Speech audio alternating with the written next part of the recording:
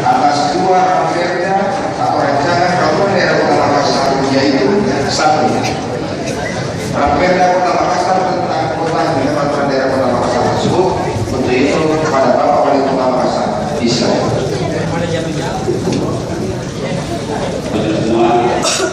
Yang saya hormati Ketua, para Wakil Ketua, dan para anggota Dewan Perwakilan Rakyat Daerah Kota Makassar,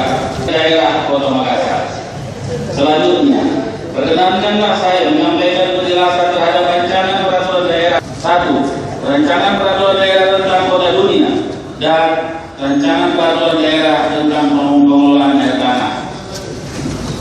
Rapat paripurna Dewan serta hadirin yang saya hormati. Kota Makassar sebagai ibu kota provinsi Sulawesi Selatan memiliki peran